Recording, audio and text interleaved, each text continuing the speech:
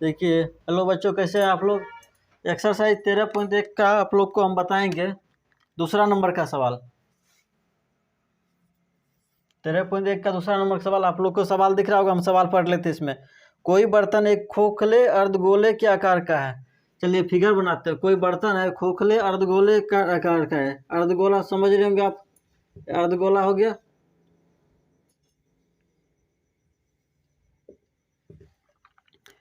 जिसके ऊपर एक खोखला बेलन अध्यारोपित है, यानी कि इसके ऊपर जो है ना एक बेलन रखा हुआ है। बेलन भी जान रहे होंगे आप। उसके बाद बोल रहा है अर्धगोले का व्यास 14 सेंटीमीटर। जो इसका व्यास है ये 14 सेंटीमीटर है और पात्र की कुल ऊंचाई यानी कि इसका कुल ऊंचाई 13 सेंटीमीटर दिया हुआ है। तो इस बर्तन का आंतरिक पृष्ठीय क्षेत्रफल ज्ञात करें। ये बर्तन का जो है ना आंतरिक पृष्ठीय क्षेत्रफल ज्ञात करने के बोल रहे हैं। क्या ज्ञात करने के लिए यहाँ लिख लेते हैं। आंतरिक पृष्ठीय एरिया। ये बेलन का आंतरिक पृष्ठीय क्षेत्रफल निकालने के बोल रहा है। चलिए एक बार और पढ़ लेते हैं। यानी कोई बर्तन है एक खोखला अर्धगोलाकार पर रखा हुआ है, ऊपर एक बेलन हुआ है, पूरा हाइट 13 सेंटीमीटर दिया है इसका, यानी कि व्यास 14 सेंटीमीटर दिया है। तो आर त्रिज्या 7 सेंटीमीटर निकल जाएगा। इतना दूर ये भी 7 हो गया, ये भी इसका त्रिज्या ही कहलाएगा। जब इधर 7 निकल गया, इतना दूर ये 7 हो गया, तो इधर कितना बचेगा? 6 ही बचेगा ना। क्या ये 7 ये 6 13 हो गया, 7 6 13 हो गया। इतना दूरी 7 हुआ तो ऊपर 6 होगा। यहाँ तक कोई दिक्कत ना। उसके बाद देखिए, एक सेकंड, इसको बनाते हैं। चलिए यहाँ से लिखते हैं बर्तन का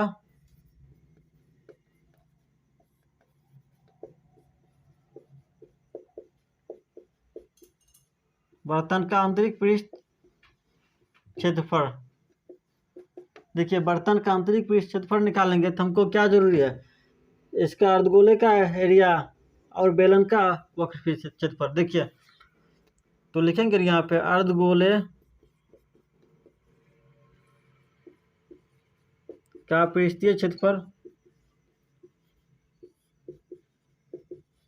प्लस बेलन का वक्र पृष्ठ क्षेत्रफल।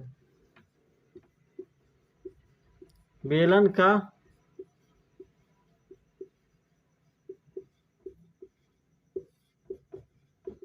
ये दोनों एरिया हम निकाल लेंगे, बेलन का और अर्धगोले का। तो मेरा बर्तन का पूरा निकल जाएगा। बेलन का क्या होता है? वक्र पृष्ठ क्षेत्रफल 2 पाई r h, और अर्धगोले का क्या होता है? 2 पाई r स्क्वायर। क्या कि गोले का होता है 4 पाई r स्क्वायर, अर्धगोले का 2 पाई r स्क्वायर हो गया। ये दोनों निकालेंगे तो हमको बर्तन का पूरा निकल जाएगा। r मेरा कितना निकल गया? यहाँ पे इधर लिखते हैं r 7 हो गया। बेलन का हाइट 6 हो गया। बेलन का त्रिज्या, जैसे इसका त्रिज्या 7 हुआ तो ये बेलन का भी है आधार है ना, बेलन का भी त्रिज्या 7 है। चलिए बनाते हैं। अर्धगोले का पृष्ठीय क्षेत्रफल कितना? 2 पाई r स्क्वायर प्लस बेलन का वक्र पृष्ठ क्षेत्रफल 2 पाई r h। देखो भाई यहाँ पे करेंगे हम 2 पाई कॉमन ले लेते हैं। 2 पाई दोनों में है। देखिए यहाँ पे एक r कॉमन ले लेते हैं। r यहाँ पे आई r भी कॉमन आ गया, तो यहाँ पे क्या बचा? r, यहाँ पे h बचा। 2 पाई r into r plus h बचा। देखो इसको आगे बढ़ाते हैं। पाई का मान कितना होता है? 22/7। r कितना है? 7 है। यहाँ पे r की जगह 7, हाइट 6 है, कोई दिक्कत ना।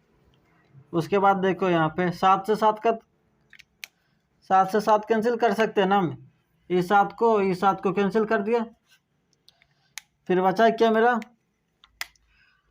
2 गुना 22, यहाँ पे 7 6 13 है,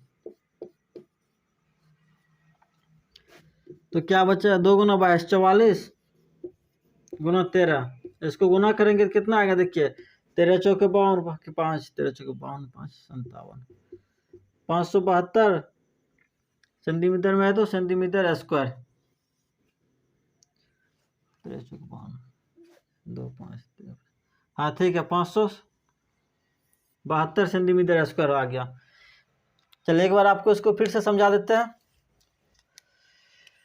देखिए एक हमको बर्तन दिया है अर्धगोले का, जिसका बेस है, उसके ऊपर एक बेलन रखा हुआ है।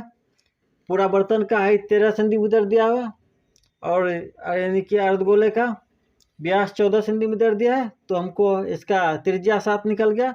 पूरा ऊंचाई 13 है तो इतना दूर का 7 हुआ, यानी बेलन का त्रिज्या। तो उधर ऊपर जो बचेगा 6, सॉरी अर्धगोले का त्रिज्या 7 हुआ तो ऊपर यानी कि बेलन का हाइट बचेगा 6 सेंटीमीटर। तो हमको निकालना है बर्तन का आंतरिक पृष्ठ क्षेत्रफल। तो इसके लिए हम कोई अर्धगोले का निकाल लेंगे वक्र पृष्ठ क्षेत्रफल, उसके बाद ये बेलन का वक्र पृष्ठ क्षेत्रफल निकाल लेंगे। ठीक है, देखिए अर्धगोले का पृष्ठीय क्षेत्रफल, बेलन का वक्र पृष्ठ क्षेत्रफल। अर्धगोले का होता है 2πr², बेलन का 2πr(h). इसमें 2πr कॉमन ले लिए तो बचा r+h। 2πr की जगह वैल्यू रख दिए, r+h 713 हो गया है। इधर 7 से 7 कैंसिल कर दिया, 2 गुना 22 गुना 13, तो 44 गुना 13 572 सेंटीमीटर स्क्वायर। तो आपका आंसर यही रहा। ठीक है, तब थैंक यू, बाय।